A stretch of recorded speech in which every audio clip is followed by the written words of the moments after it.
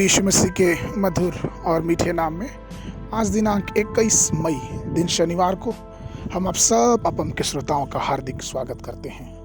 आज के दिन के लिए जो वचन है वो लिया गया है सपन्याह की पुस्तक उसका 3 अध्याय उसका 20वां पद। वचन कहता है, उसी समय मैं तुम्हें ले जाऊंगा और उसी समय तुम्हें इकट्ठा करूंगा, और जब मैं तुम्हारे सामने तुम्हारे बंधुओं को लौटा लाऊंगा तब पृथ्वी की सारी जातियों के बीच में तुम्हारी कृति और प्रशंसा फैला दूंगा। यहोवा का यही वचन है। प्रभु में मेरे प्रिय लोगों, वचन कहता है कि परमेश्वर आज हमारी प्रतिष्ठा को, हमारी प्रसिद्धि को बढ़ाना चाहता है। जब हम परमेश्वर की प्रसिद्धि और उसकी प्रशंसा करते हैं तो परमेश्वर हमें भी ऊंचा उठाता है। आज आपसे यहोवा की प्रतिज्ञा यह है कि वो आपका आदर और आपकी महिमा और आपको स्तुति के पद पे स्थापित करने जा रहा है।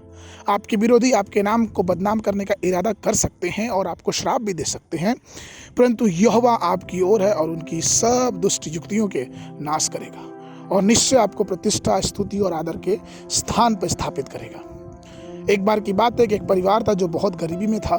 वे किराए के मकान में रह रहे थे और बड़ी मुश्किलों से गुजारा कर रहे थे। उनके पास कोई संसारिक संपत्ति नहीं थी और उस अवधि में दौरान उसके पास सिर्फ एक औजार था, जो प्रार्थना।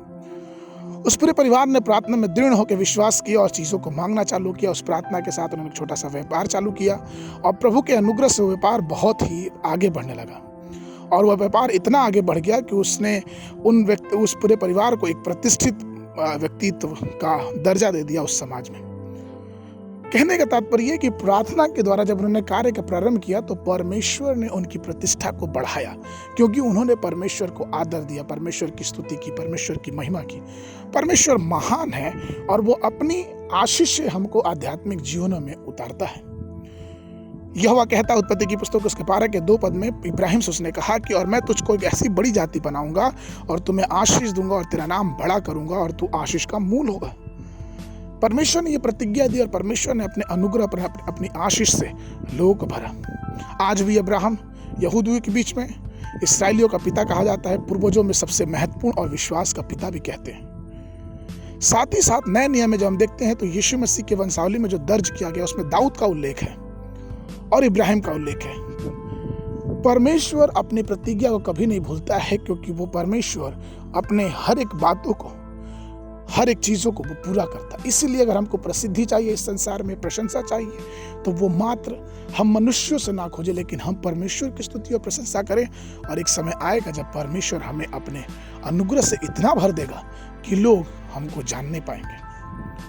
इसलिए प्रभु में प्रिय लोगों, आइए हम परमेश्वर की प्रतिष्ठा और परमेश्वर का आदर मान करें कि निश्चित समय में परमेश्वर हमें घूरे से उठा के चट्टान पे खड़ा करे। जिस प्रकार से हमें पढ़ते हैं पहला इतिहास की पुस्तक उसका 29 अध्याय उसके 12 पद में कि धन और महिमा तेरी ओर से मिलती है और तू सबों के ऊपर प्रभुता करता है। सामर्थ और पराक्रम तेरे ही हाथ में है और सब लोगों का बढ़ना और बल देना तेरे हाथ में ही है।